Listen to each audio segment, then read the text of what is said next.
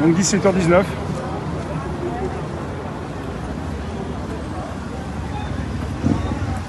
Dominique, vous voulez dire quelques mots? Je suis en direct. Oui. YouTube. Là, c'est une sorte de reprise, une sorte de retour d'une rentrée, quoi, quelque part. Oui, mais c'est une rentrée quand même qui est un petit peu anticipée dans la mesure où l'actualité quand même nous rend un peu opportunistes au bon sens du terme. Hein. Donc il faut accompagner une actualité qui est importante et celle-là, elle l'est parce que c'est la première fois qu'il y a parti, même si c'est pas pour des raisons tout à fait louables qu'ils le font, mais qui appellent la destitution et qui ont le pouvoir, c'est-à-dire le nombre à l'Assemblée, pour passer le premier barrage, les 10%, etc. Donc ça va prendre corps, donc ça va obliger les uns et les autres à se positionner.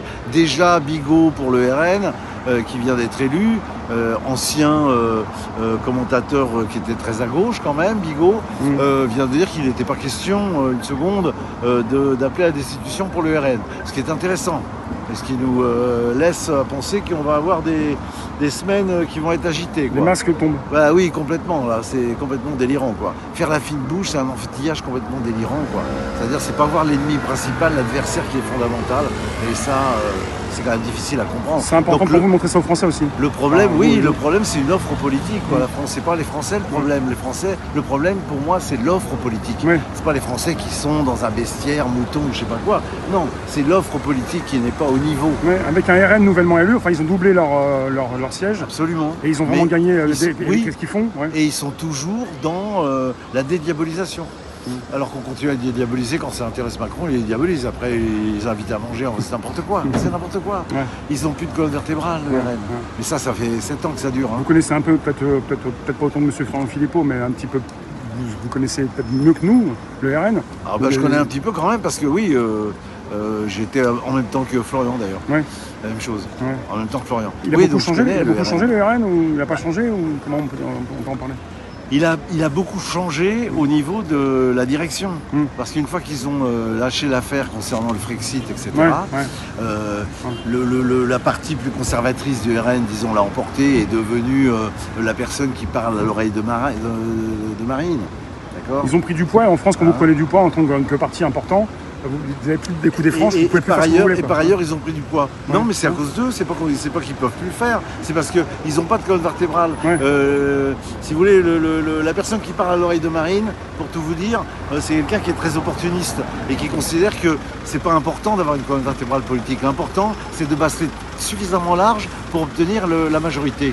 Ouais, moi, j'y crois pas. Moi, j'y crois pas à ce raisonnement. Ah, s'il arrive à une majorité. Ouais. Oui, moi, j'y crois pas à ce raisonnement parce qu'une fois que vous avez tout lâché, les militants qui croient, qui ont une idéologie, qui croient à des choses, les militants, ils vont commencer.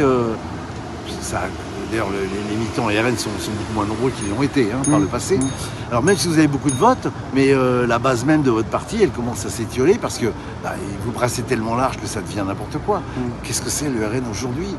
Le RN de Jordan Bardella qui crie haro sur la Russie, qui prend tous les signes de l'établissement politique. C'est complètement délirant. Les Français ont misé sur le RN, ils sont là pour... ils commencent à les décevoir. Ils vont commencer à drôlement déchanter, quoi. Alors il y a une partie qui ne chantera pas parce qu'elle n'est pas forcément très idéologisée, vous voyez ce que je veux dire? Ils n'ont pas un corpus doctrinal, les gens, et c'est normal.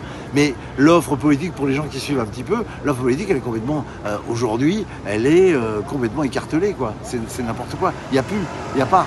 Donc, le problème de l'offre politique, c'est un vrai problème, quoi. Et je pense que... comme disait, comment il s'appelait, il est mort là aujourd'hui, l'historien, là, il nous disait la leçon d'histoire, c'est la surprise. J'espère une surprise, quand même. Chacun joue sa partie et vous êtes là parce que vous n'avez pas à vous cacher, vous savez ce que vous dites. Absolument, et on est cohérent. Pour porter les choses et montrer ce que font les autres aussi. Et on est cohérent, depuis qu'on existe, depuis 7 ans, et on n'a pas bougé au niveau... Vous comprenez? C'est deux options différentes au niveau de l'Europe politique. Soit vous êtes là pour travailler, d'accord, parce que ça demande du boulot, ok, pour convaincre les Français, vos compatriotes, les convaincre que telle ligne est meilleure pour telle et telle raison. Et ça, c'est un boulot. Ou alors, vous prenez les Français comme ils sont, vous regardez les sondages d'opinion, d'accord, et en fonction des sondages et de l'opinion publique, qui varie comme, vous voyez ce que je veux dire, rien n'est plus vain que l'opinion publique, et en fonction de l'opinion publique, vous optez voyez ce que je veux dire? Vous naviguez à vue, vous n'avez pas de doctrine. Nous, on n'a pas besoin parce qu'on sait exactement ce qu'on veut. D'accord? Voilà. C'est une différence fondamentale. Il y a une sorte de quoi, quelque chose qui a été attrapé comme une sorte de grippe, de rhume. Pourquoi on en est arrivé là? Les gens, les politiques ont une vision à court terme. Tous maintenant pensent à leurs pommes d'abord, pas à la France. Bah, si vous voulez, moi j'appelle ça le S2C, j'appelle ça.